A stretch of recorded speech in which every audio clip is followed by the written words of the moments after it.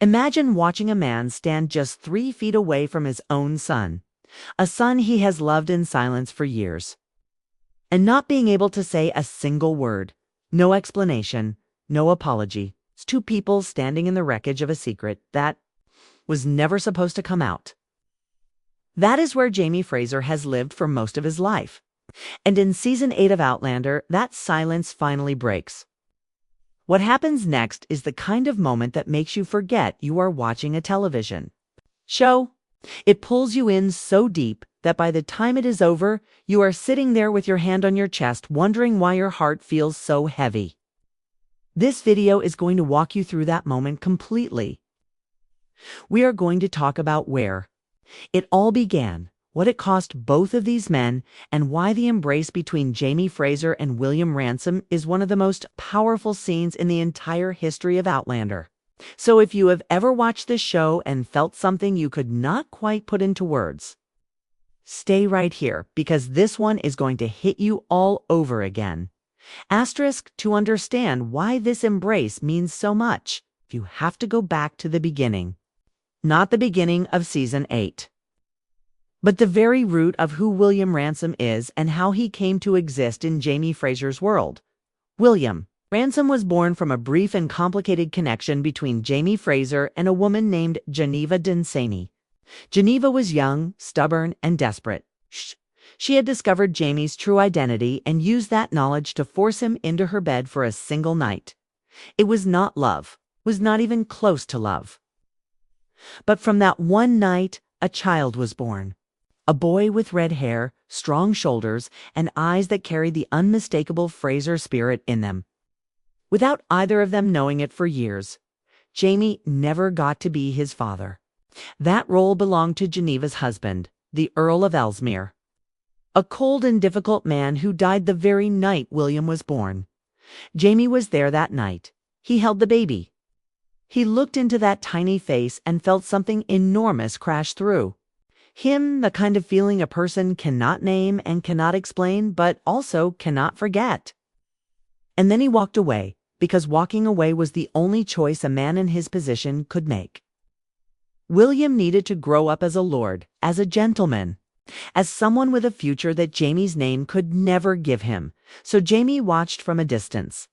He became William's groom for a time, known only as Mac, a servant, a nobody. A man who cleaned horses and stayed in the background and swallowed every feeling he had every single time that boy looked at him and smiled. He taught William to ride. He taught him to be brave. He shaped who William became in ways that William could not even see. And all of it was done without a single word about the truth. The sacrifice was enormous. The love was real. And the silence was the price Jamie paid for it every single day. Asterisk, there is a particular kind of pain that comes from standing right next to someone you love and knowing you cannot reach them. Not because the distance is too great, but because the wall between you was built, brick by brick, out of lies that were told with good intentions. That is exactly the kind of pain Jamie Fraser carried into season 8, and it did not get lighter. It got heavier with every episode that passed. By the time season 8 begins, William already knows the truth. The secret that Jamie guarded for decades has come out, and the man William grew up calling Mac, the quiet groom who taught him to ride and showed him what courage looked like, is actually his father. That revelation did not land softly. It did not arrive with open arms and easy tears. It hit William like a stone wall at full speed. Everything he thought he knew about himself, his name, his bloodline, his identity, got thrown into the air all at once and came down in pieces. He did not know how to put back together. William responded the way a young man responds. When the ground disappears beneath him, he pulled away. He went cold. He carried his anger like armor because anger is easier to wear than grief. And grief is easier to feel than the terrifying possibility that you might actually forgive someone. He was not ready to forgive Jamie. He was not even ready to look at him without feeling that sharp twist in his chest that sits somewhere between fury and longing and Jamie. Being Jamie did not push. He did not chase William down and demand to be heard. He stood back and gave his son the space that William needed, even though every instinct in him was screaming to step forward. That restraint, that quiet and aching patience, is one of the most underappreciated things about Jamie Fraser as a character. He understood that some debts cannot be paid with words. Some wounds need time before they will accept anything at all. Even loved Claire watched all of this from beside her husband, and she understood it in a way that only she could. She knew what it was costing Jamie to stay silent again, to, once again, be the man who loves from a distance because the moment demands it. She never pushed either of them. She simply stayed present the way she always does, holding the space between two people who were not yet ready to meet in the middle. Season 8 moved through its episodes with this unresolved tension sitting underneath. Everything like a low and constant note of music you feel in your chest more than you actually hear. There were moments where it seemed like William might soften. A glance held a beat too long. A pause in a conversation that almost became something more. But each time one of them pulled back and the distance remained. The audience felt every inch of it. What the writers understood and what made this season so emotionally precise is that reconciliation between a father and a son is never a straight line. It doubles back on itself. It stalls. It takes wrong turns. And the people watching at home who have complicated relationships with their own fathers or with their own children felt that truth land somewhere very personal inside them. Is the quiet genius of what Outlander did in this final season? It stopped being a story about time travel and war and started being a story about the most ancient and difficult thing in the world, which is to people deciding whether the love between them is strong enough to survive the damage that was done. Asterisk, there are moments in television that you do not simply watch. You survive them. You sit there in your chair and something inside you goes completely still. And the world outside the screen disappears. And for a few minutes you are not a person watching a story anymore. You are inside it. You are breathing with the characters. You are feeling what they feel before they even move a muscle. The embrace between Jamie Fraser and William Ransom in Season 8 is exactly that kind of moment. And breaking it down piece by piece is the only way to truly understand what the writers, the directors, and these two remarkable actors built together. In that scene, it does not begin with the hug. That is the first thing to understand. The hug is the last thing that happens. Everything that leads up to it is where the real scene lives, in the silences, in the body language, in the way two people circle around something enormous before they finally let themselves touch it. The scene opens with William approaching Jamie, not the other way around. That detail matters more than it might seem on the surface. For the entire season, Jamie has been the one holding back, giving William room, letting his son set the pace. So when William is the one who walks toward his father, when he is the one who closes the distance first, tells you everything you need to know about where William has arrived emotionally. He has made a decision somewhere deep inside himself. Perhaps not a clean or fully resolved decision, but a decision nonetheless. He has chosen to stop running in the opposite direction. Jamie sees him coming and he goes still. That stillness is one of the greatest pieces of acting Sam Heughan delivers in the entire run of the show. He does not smile immediately. He does not open his arms, simply stops, the way a person stops when they are afraid that any sudden movement might break something fragile that is finally, carefully moving toward them. His eyes do the work that his body cannot do yet. They take William in completely, the way a father looks at a child he has loved in secret for so long that actually being looked back at feels almost unbearable. William stops a few feet away, and the two of them exist in that space together for a moment that feels much longer than it actually is. There is no grand speech. There is no rehearsed apology or carefully prepared explanation.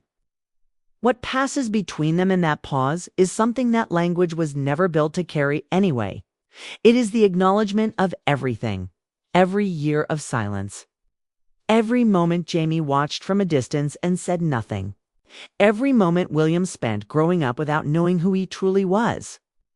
All of it sits in that pause, heavy and real, and finally out in the open air between them. Then William moves first. He steps forward and puts his arms around his father. And Jamie, this man who has carried this particular grief longer than almost any other grief in his life. This man who walked away from a baby he loved so that the baby could have a better life, finally allows himself to hold his son. His arms come around William slowly at first, like he is still half afraid it is not real. And then they tighten. And you can see in every line of his body that something that has been clenched for years is finally letting go. Charles Vandervaart, who plays William, brings something extraordinarily raw to his side of this moment. You can see the anger leaving William's body in real time. It does not vanish. It does not pretend it was never there. But it softens, the way something hard softens when it has been held in enough warmth for long enough. William's face pressed against his father's shoulder is the face of someone who is exhausted from carrying something too heavy for too long, and has finally found a place to set it down. The music underneath the scene does exactly what great television scoring is supposed to do. It does not tell you how to feel, simply opens a door and waits for your own emotions to walk through it. The melody is quiet, almost hesitant at first, and then it builds with the same rhythm as the scene itself, slowly, carefully, and then with a fullness that fills every corner of the moment without ever becoming overwhelming. What the director chose not to show is just as important as what is on screen. There are no cutaways to reaction shots. There are no close-ups of tears rolling down faces designed to manufacture emotion. The camera simply stays with these two men and trusts that what they are doing is enough, because it is more than enough. It is everything. Asterisk, most television shows end with plot. They tie up storylines, close off conflicts, answer the questions. They spend seasons asking, and then they roll the credits. But the greatest shows, the ones that stay with you long after the screen goes dark, end with something that lives deeper than plot. They end with feeling. They end with truth. And what Outlander delivered in this final season, specifically in this single embrace between a father and a son, is the kind of truth that does not belong to fiction at all. It belongs to every person who has ever loved someone from a distance and wondered if that love would ever get to be spoken out loud. The reason this moment carries so much weight, it's not just because of what happens between Jamie and William. It is because of what it echoes throughout the entire run of Outlander. Jamie Fraser has been shaped in enormous ways by his relationship with his own father, Brian Fraser. Brian was a good man, a gentle man, a man who loved his son openly and without condition. And Jamie lost him far too early, in a way that was violent and senseless and left a wound that never fully closed. That loss became part of who Jamie is. It became part of why he fights so hard for the people he loves, and part of why being separated from William cost him as much as it did. In holding his son for the first time as a father rather than a secret, Jamie is also reaching back toward something he lost when Brian died. There is a generational healing happening in that embrace that goes beyond the two men standing in that scene. It is a Fraser father and son finally getting what the Fraser line was denied. That thematic depth is what separates this moment from a simple reunion scene. The writers were not just closing a chapter between two characters. They were completing a circle that began long before season 8, long before William was born, and in some ways, long before the show itself began. That kind of storytelling does not happen by accident. It is the result of years of careful, patient writing that trusted the audience to feel the connections without having them spelled out, and feel them the audience did. When this scene aired, the response from the Outlander fandom was immediate, and it was overwhelming. Social media filled up within minutes of the episode ending. Fans who had been watching the show since the very beginning talked about sitting alone in their living rooms, completely unable to speak after the scene finished. People described feeling their own unresolved grief rising up through the screen and meeting them where they were sitting. One fan wrote that she called her estranged father the morning after watching it. Another said it was the first time a television moment had made him cry since he was a child. These are not small reactions, okay? These are the reactions of people who recognize something real inside a piece of fiction. And that recognition is the highest compliment an audience can pay to a story. The performances of Sam Heughan and Charles Vandervaart in this scene deserve to be talked about as some of the finest work either actor has ever done. What they created together in those few minutes was not acting in the way most people think about acting. It was not performance. It was surrender. Both of them gave themselves completely to the emotional truth of the scene and trusted each other, enough to be fully present in it without holding anything back. That kind of work between two actors requires an enormous amount of mutual trust, and it shows in every single frame. Outlander, as a series, has always been about love in its most complicated forms, romantic love. Yes, but also the love between friends, between warriors, between people separated by time itself. What this final season added to that conversation is the love between a parent and a child that was denied the chance to be what it should have been, and then, after years and years of patience and pain and silence, was finally given that chance. That is not a small thing. In a world that moves fast and forgets quickly, a story that takes 8 seasons to earn a single hug and then delivers that hug with every ounce of honesty, it deserves as doing something rare and something important. Some stories take a lifetime to tell, and some hugs take a lifetime to earn. This was both. Jamie Fraser finally got to hold his son, and his son finally let himself be held.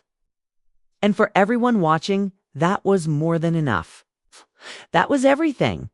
If this video moved you even a little, drop a comment below and tell me which Outlander reunion hit you the hardest.